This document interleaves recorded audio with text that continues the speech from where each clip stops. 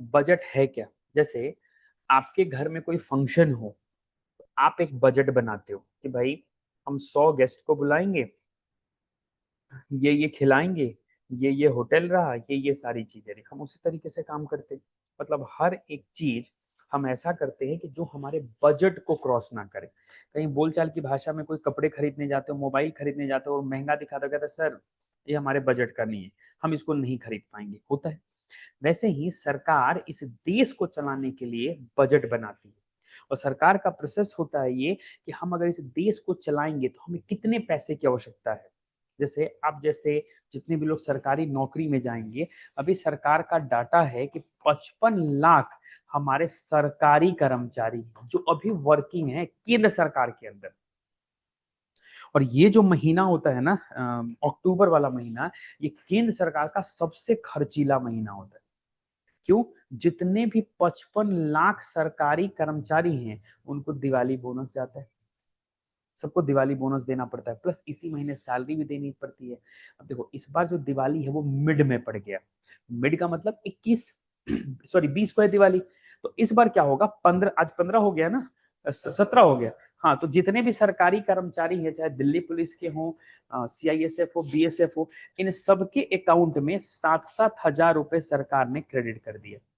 सरकार बोलती है, मैंने आपको एक दिन बताया भी था कि कांस्टेबल से लेकर SI रैंक के जितने भी अधिकारी, कांस्टेबल से SI रैंक, इन सबका फिक्स कर रखा है सरकार ने कितना, ये 7 ही हजार मिलेगा।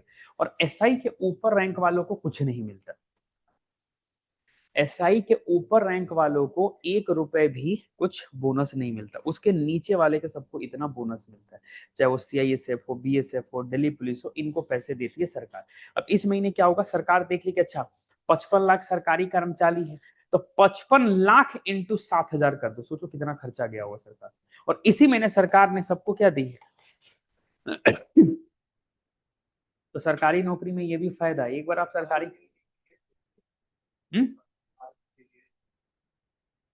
हम्म आर्मी, एयरफोर्स, नेवी सब 55 लाख के अंदर आते हैं। भारत सरकार और केंद्र सरकार के अंदर जितने भी सरकारी मुलाजिम हैं, सब इस 55 लाख के अंदर है। और 60 लाख क्या है, पेंशनर है, जिनको सरकार पेंशन देती है। आई बस, मतलब सरकार के ऊपर सोचो कि बर्डन कितना है। हर साल सरकारी कर्मचारी की संख्या भी बढ़ रही है, घट रही है, बढ़ रही है, घट रही है। पेंशनर की संख्या तो कॉन्टिन्यूएशन में बढ़ रही है, लोग रिटायर्ड होंगे तो पेंशन तो अपना लेंगे ही। सरकार ने, वो अलग बात है कि 2024 2004 से पेंशन देना बंद कर दिया हो, लेकिन वो उनके लिए बंद हुआ है ना कि जो 2004 के बाद ज्वाइन करेंगे। 4 के पहले जिन जिन लोगों ने सरकारी नौकरी ज्वाइन की है उन सबको तो पेंशन मिलेगा ही मिलेगा यार। तो जो भी रिटायर्ड होना, सरकार को बर्डन हो रहा है। लेकिन दिवाली बोनस किसको दी जाती है, जो सर्विस में। तो 55 लाख वो।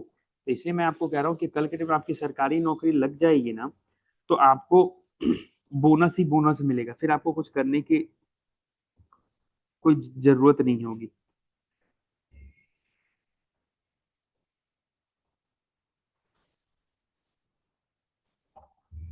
ठीक है, तो एक तो ये है। दूसरी, सरकार रोड बनाती है, तो रोड बनाने के लिए सरकार को पैसे की आवश्यकता पड़ती है। रेल बनाना है, सरकार को पैसे की जरूरत पड़ती है। कहीं से इंपोर्ट एक्सपोर्ट करना है सर, मतलब आप खुद सोचिए, अगर आप हॉस्टलर रह रहे हो, आप PG में रह रहे हो, तो आप देखिए पानी से लेकर एक बुक तक हर चीज तुम्हें पैसे से खरीद के खाना है या पैसे से पीना है। कोई भी चीज यहाँ फ्री का नहीं है, फ्री की कोई भी चीज नहीं है। एक बार आप घर से निकलते हो ना, तब बस वहां से पैसे का खेल शुरू है। चाय पीना है तो पैसे देना है, जूस पीना है तो पैसे देना है, कुछ खाना है तो पैसे देना है, यहाँ पे कोचिंग की फी देनी, मतलब हर चीज में पैसा है। ऐसी कोई चीज नहीं जिसमें तुम ये कह सको कि भाई पैसा नहीं है, हर चीज में तुम्हें पैसा देना है। इसी को बोलते हैं इकोनॉमिक्स। तो आप अपना बजट बना के चलते हो ना कि पापा अगर 6 हजार रुपए भेज रहे हैं तो मेरा 2 हजार रेंट चला गया, 2 हजार खाने का चला गया। अब 2 हजार में जो कोचिंग अप डाउन भी करना है, दोपहर में कुछ खाना पीना है वो भी कर सकता हूँ, क्योंकि इससे ज्यादा मेरे पास नहीं है। तो आप भी तो अपना बजट बना के चलते हो, वैसे ही सरकार अपना ये बजट बनाती है। इसी प्रोसेस को हम बोलते हैं बजट। तो एक झटके में अगर आपसे पूछा जाए कि भाई बजट एक्चुअली क्या है, बजट एक्चुअली क्या है, तो बजट में दो चीजें इंक्लूड होती हैं। कौन कौन सी दो चीजें? एक को बोलते हैं इनकम, दूसरा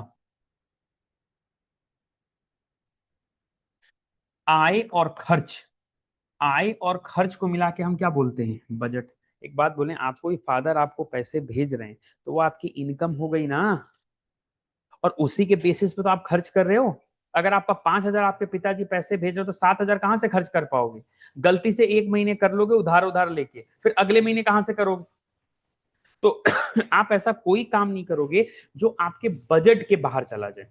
ठीक है? तो हमारे देश में जब भी सरकार बजट लेकर आती है, तो बजट का मतलब क्या है? सरकार का आय और सरकार का खर्च, total income of the government, total expenditure of the government, यानी सरकार की कुल आय और कुल खर्च, इसी को हम क्या बोलते हैं? बजट बोलते हैं। आई बात समझ में?